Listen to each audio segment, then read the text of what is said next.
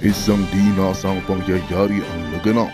Ang dating Pangulo na si Rodrigo Duterte ay naglabas ng matitinding salita laban sa mga nanggigipit sa kanya.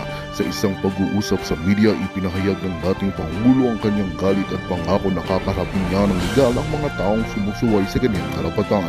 Ang paglabas ng ganitong pahayag mula sa dating Pangulo ay nagdulot ng malaking ingay sa publiko. Dagdag pa sa balitang ito, inaasahang matutulukan na raw ang administrasyon ni Pangulong Bongbong Marcos at Liza Marcos dahil sa mga isyu ng korupsyon at kabulkan na umiiral sa kanilang administrasyon. Ang pagtutok ng ito ay may layuning linisin at ayusin ang mga suliranin ng bansa na umuusbong noong mga nakaraang taon. Inaasahan ng publiko ang masinsinang aksyon mula sa mga otoridad upang makamit ang tunay na pagbabago sa pamahalaan. Sa pagtatapos tiniyak ng mga otoridad, natututukan nila ang kanilang tungkulin na maglingkod sa bayan ng tapat at may integridad. Ang kanilang layunin ay itaguyod ang kaayusan at kaunlaran ng bansa at wakasan ang mga praktika ng korupsyon at kabulukan na matagal nang nakakadismaya sa mga mamamayan. Ito nga ang balitang ating pagkakatutukan. Ngunit bagong lahat, siguraduhin mag-subscribe at hit ang notification bell para sa patuloy na pagtutok sa mga sulyap ng bagong balita sa tunay na boses ng masa.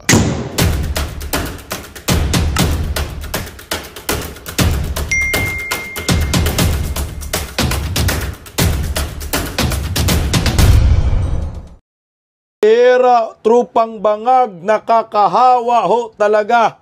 Nako.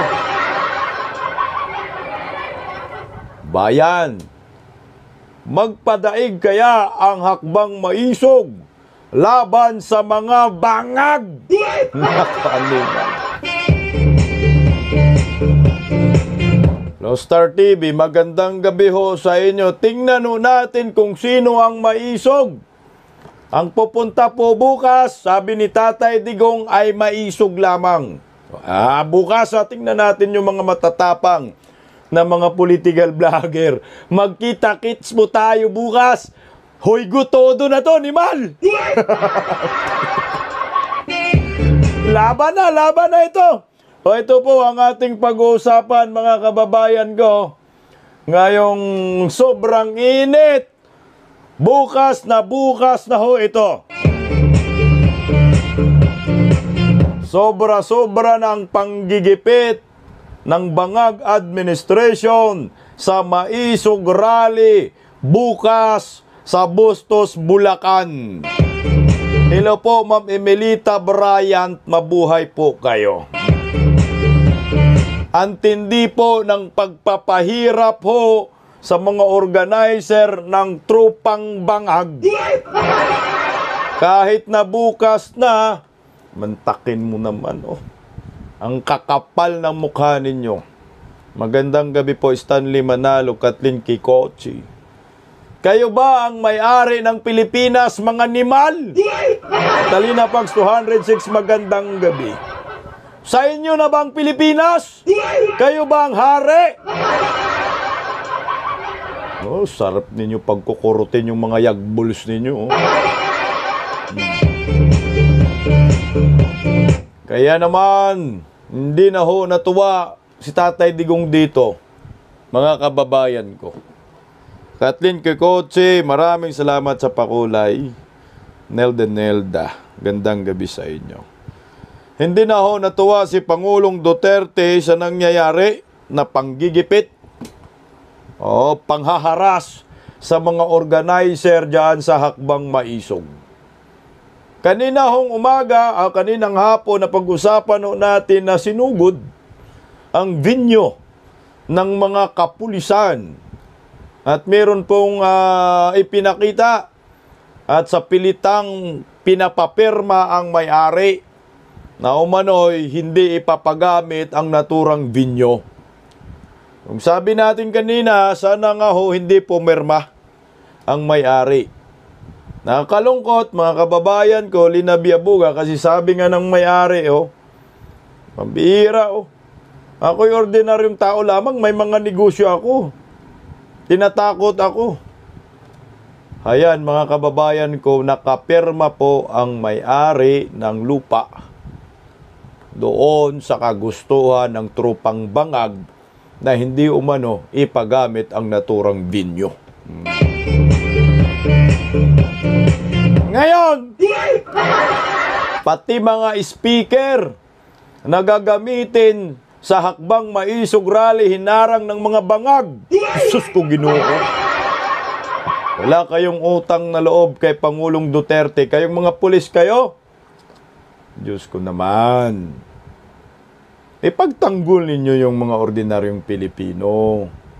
Huwag po kayo magpauto sa mga politikong mga gahaman sa kapangyarihan. At ang iniisip ay panay papahirap sa bayan. Dapat sa mga Pilipino kayo eh. Sa mga mamamayan, hindi kayo sa mga politiko. Kaya naman, Pangulong Rodrigo Roa Duterte nagalit na ho. Kaya nagpa-advance na po ng mura si Tatay Digong. Bukas pa po ang hakbang maisog. Nako. Bukas pa po ang hakbang maisog sa Bulacan, subalit hindi na ho napigilan ni Tatay Digong. Nagpaulan na po ng mura laban sa mga nanggigipit at nanghaharas, at plano po ni Tatay Digong na kasuhan ang mga abusadong politiko. Patay kayo. Ano, Yorme? Yorme ng Bulacan. Naku, para pa naman to si Dambul. Kilala niyo po yung mayor ng Bustos, Bulacan? Sabit siya dito. Gandang gabi po, Delight.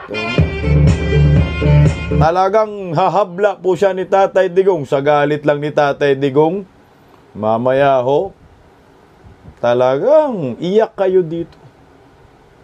Samahan po natin si Tatay Digong at yung hakbang maisog diyan sa Bulacan na Mayagbols.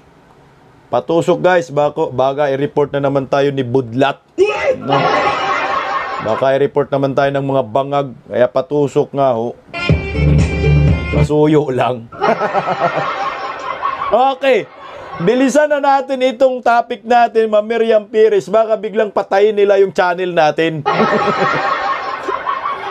Pakinggan po muna natin, mga kababayan ko, itong hinanaing ng hakbang maisog. Pumunta po kasi ang SMNI, no? Sabi ni Leonardo, walang atrasan. Animal, walang atrasan. Mga maisog lang po ang pwede doon, ha? Pag duwag kayo, wala kayong mga yagbols, tumahimik na lang kayo. Okay. Sabi ni Kathleen Kikotse, dapat lang para mabigyan ng leksyon kasuhan itong mga animal. Pakinggan po natin itong live interview ito kanina ng SMNI sa mga organizer ng hakbang maisog. Ngayon pa lang ho, saludo na ako sa inyo, mga kilala ko itong mga to. Mga kilala ko personal itong mga to. Saludo po ako sa inyo, mabuhay po kayo. At ipagpatuloy nyo po yung pagmamahal sa bayan. Huwag po kayong mag-alala, nandito po kami. Pakinggan po natin. Sir, pakwento lang kung ano yung nangyari kahapon. Actually, kahapon po, between 4 to 5 p.m., ako po ay tinawagan ng Provincial Command ng Bulacan PNP sa katauhan po yan ni Lieutenant Colonel Linares, di Samares. At ini-inform niya po ako na according po sa kanya, meron daw pong pinareceive na letter kay PD na yung may-ari daw po is humihingi ng assistance na i-secure daw po itong area kasi hindi raw po nila ito pinapagamit for the rally tomorrow. So, tinatanong niya po ako kung ano. Mantakin ng mga gago, no? Po. Sarap din yung tiradurin, Gumawa ng kwento. Hindi ako naniwala doon, nang may-ari ng lupa, last minute, humingi ng tulong sa mga kapulisan para i-secure yung area dahil hindi daw niya ipapagamit. Sa rally ngayon, bukas, naluko na. Ano yun? Tawag na nga tayo sa Bulacan, doon na lang tayo sa EDSA diretso, animal. Magic? Last minute, ha? Kausap nila yung mga organizer from time to time. Mga organizer. Kausap po nila yung may-ari from time to time.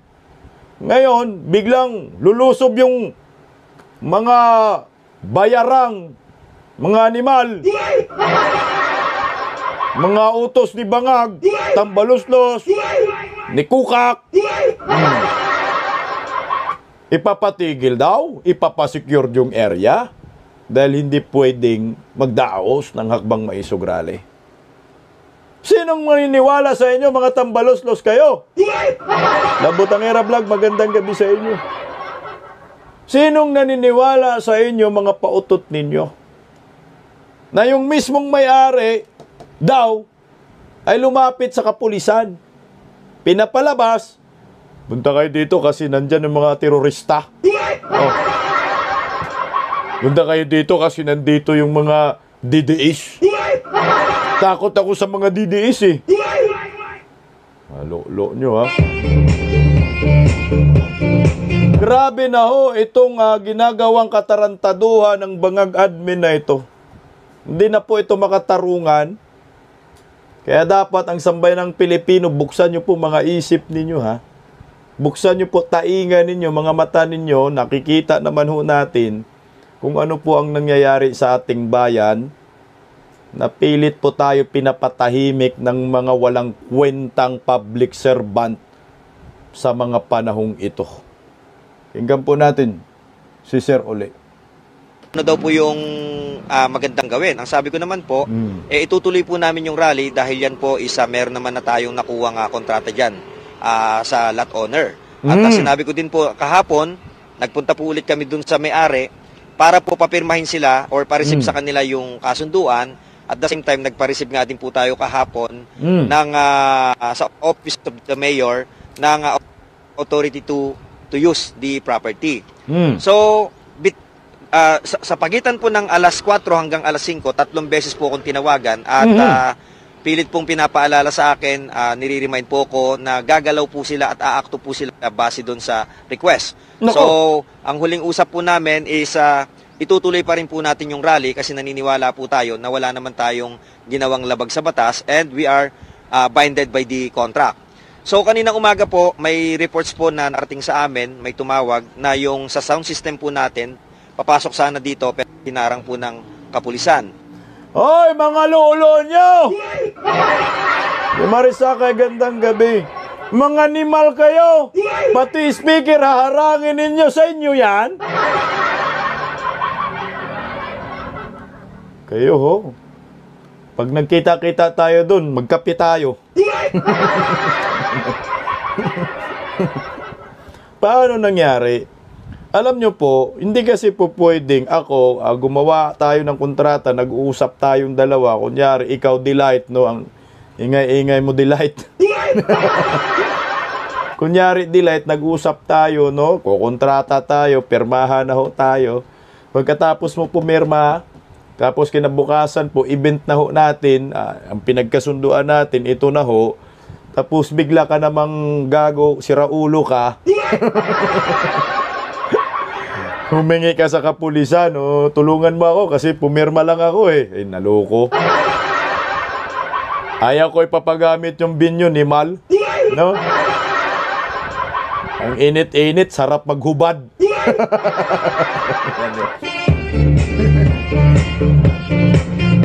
Hindi ako naniniwala guys na yung may-ari ng vinyo ay humingi ng tulong sa kapulisan. Siguro gumawa lang ho ito ng ng eksena. Last minute na kasi.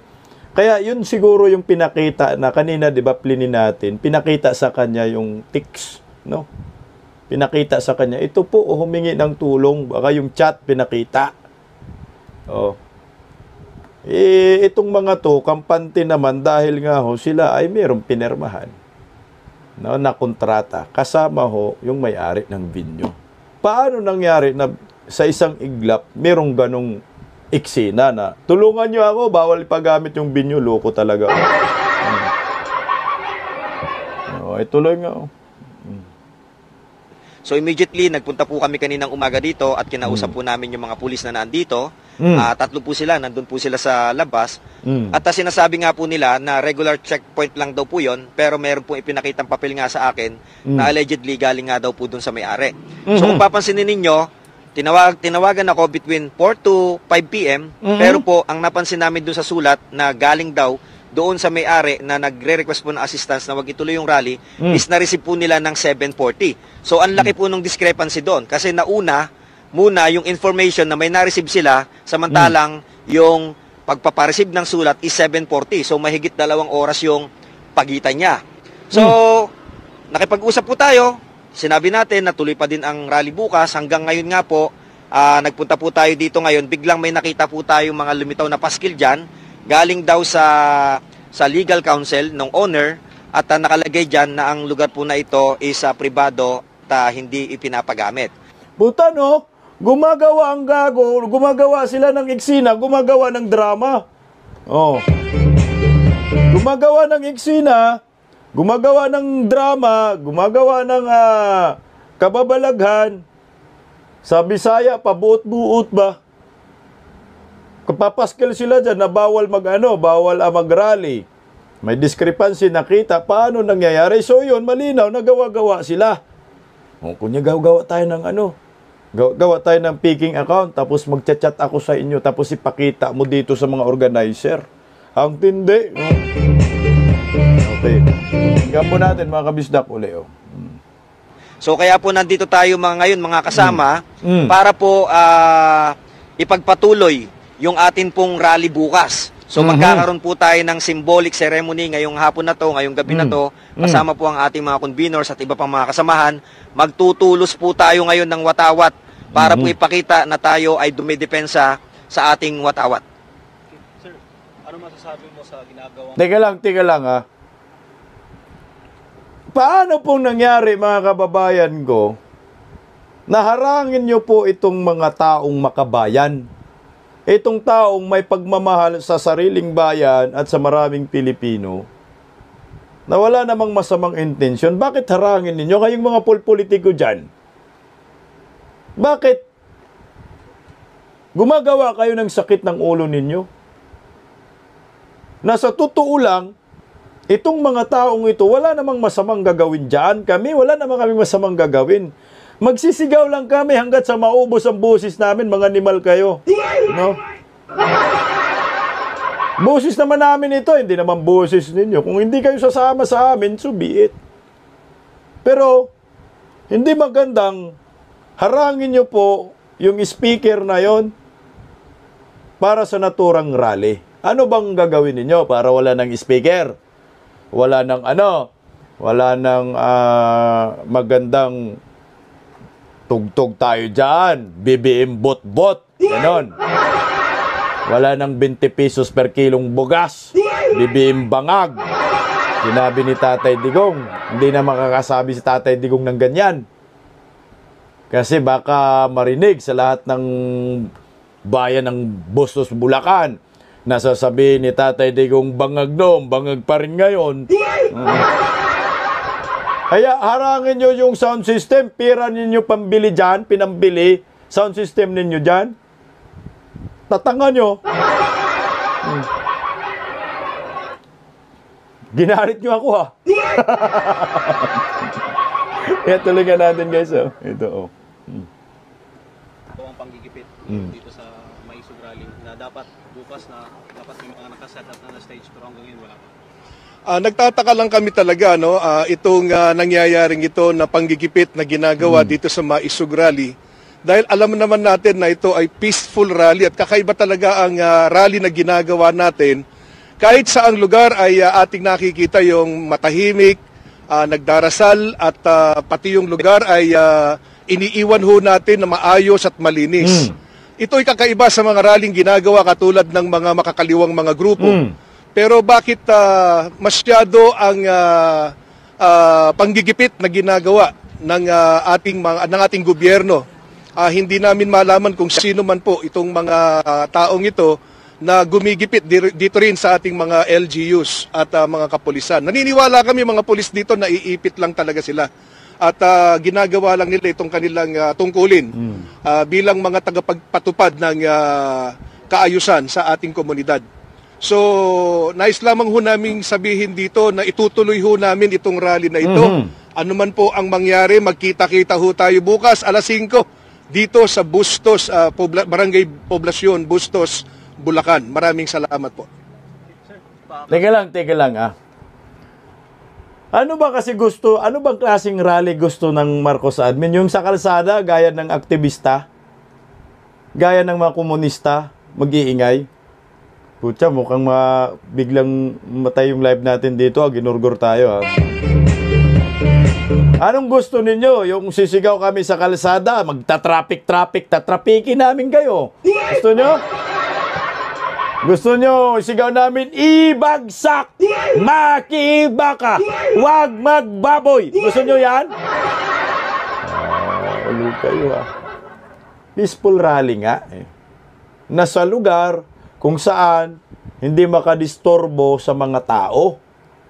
Hindi naman kasi kami komunista. Hindi rin naman po kami aktivista. At lalong hindi po kami rallyista. Kami ay mga Duterte diehard supporters na naniniwala sa ipinagbalalaban ni Tatay Digong. Kami ay mga Pilipinong sawang-sawa sa mga mukha ng mga bangag. Bawal? Bawal ba? Pare kayo ni Tatay Digong. Pinagmumuraho kayo. Patusok nga guys, baka biglang patayin yung live natin, animal.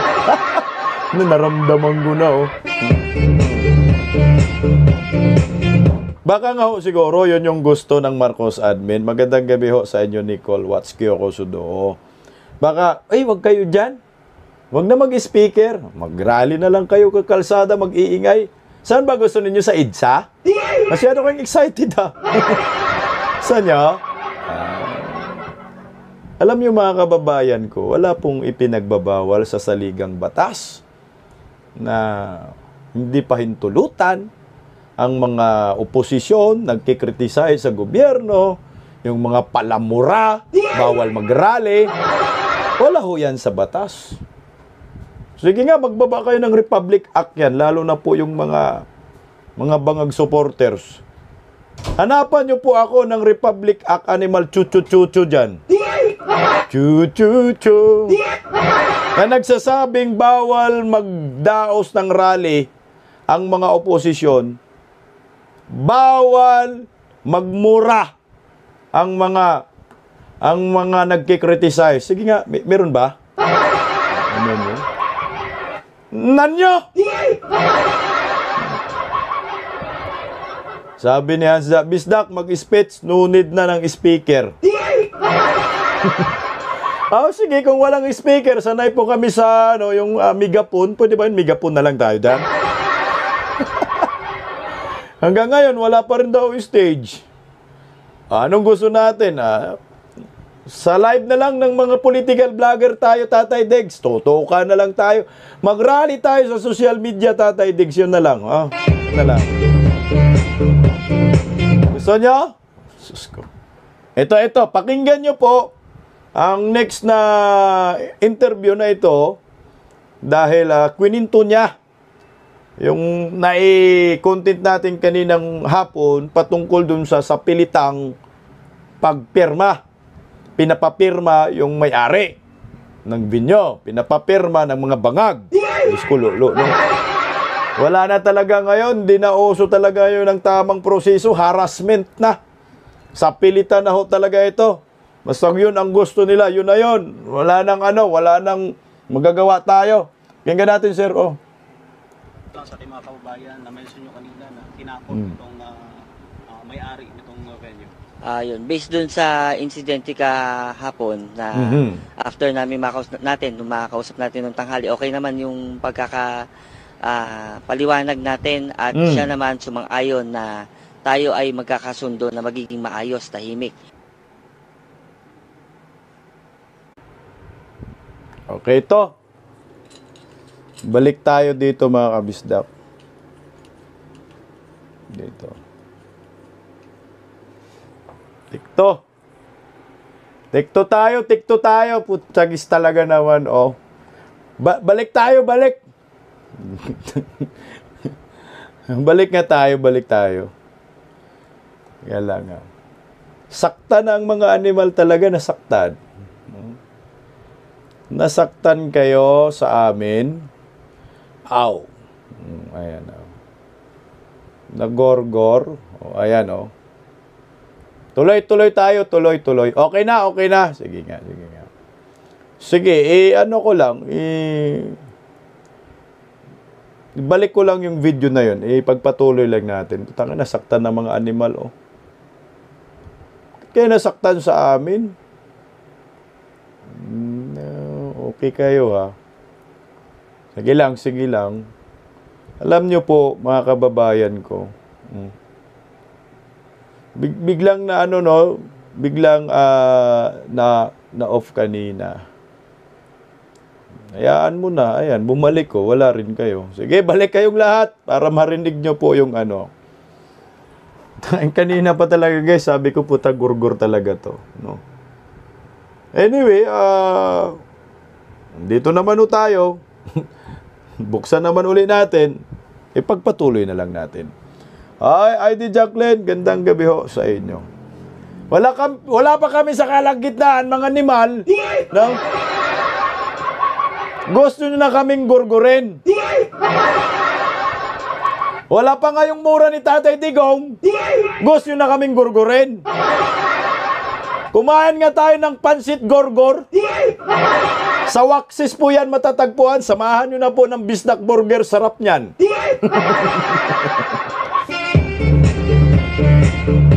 Ganon talaga, oh. Kasi bidyong tumaas kasi yung engagement natin bigla. Umabot na po ng 3,300 live viewers, eh. No? At siguro, silip, nagagalit na naman sila. Pag prime time kasi, binabantayan talaga nila. Binabantayan nila ang galaw ng mga DDS. Pero, tindi ninyo, no? Ma'am She, kain ka po ng yung pansit gorgor sa Waxis. Alright. Sa Waxis, at meron din naman pong Bisdak Burger. Trending po yan.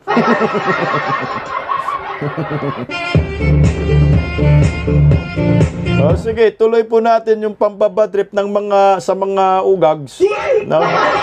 Sa mga bangag.